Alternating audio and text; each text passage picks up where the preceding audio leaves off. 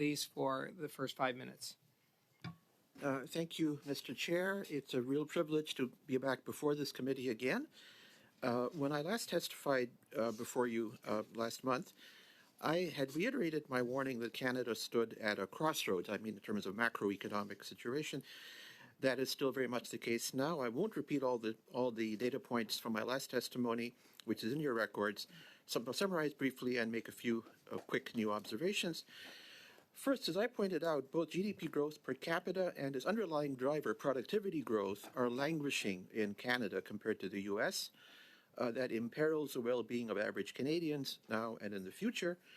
Recall that in 1960, our average income per person in Canada was the same as the U.S., basically. Now we have less than 3/4 the income per person compared to our friends south of the border. That's really quite extraordinary. Unemployment, likewise, is higher in Canada than in the U.S. due to structural factors. The reason for this divergence, in my judgment, is the outsized role of government in the economy of Canada, which very much relates to the budget. As I noted, increased government spending is crowding out private investment.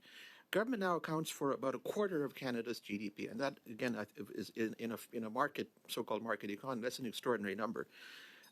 Well, total business and investment is only about 8%. It's no wonder that our economy is so unproductive, given how socialized we've become. The recent increases in the burden of the capital gain tax, and the carbon tax for that matter, can only make this worse.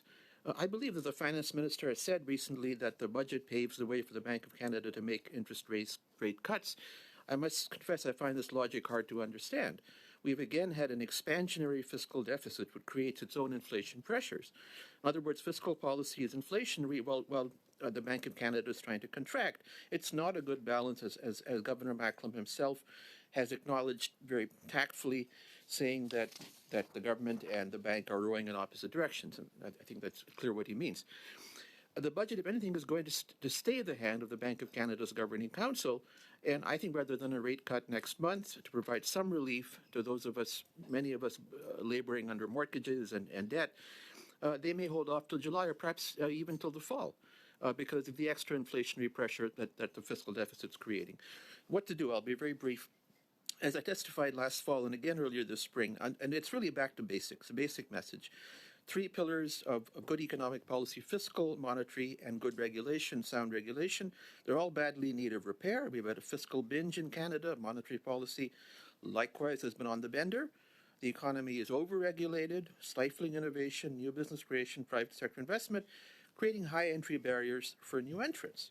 Our economy is highly concentrated with a handful of dominant, politically powerful, and entrenched incumbent firms in all major sectors, everything from cell phone services to groceries to legacy media to banking to airlines, you name it. It's no wonder that we pay higher prices and get poorer service than our friends in the U.S. for just about everything, and that we're so unproductive. Lastly, as I reminded members last time I was here, it's worth remembering that at the beginning of the 20th century, Argentina had about the same per capita income as the U.S. and Canada. But after 120 years of economic mismanagement, their income is only about 1/3 that of the U.S. Ours, as I said, is now only 3/4. Unless we amend our ways, we risk going the way of Argentina. Thank you, Mr. Chair. Thank you, Professor Dehejia. And now we're going to go to the BC Diabetes Foundation. And Dr. Elliott, please. Good afternoon, committee.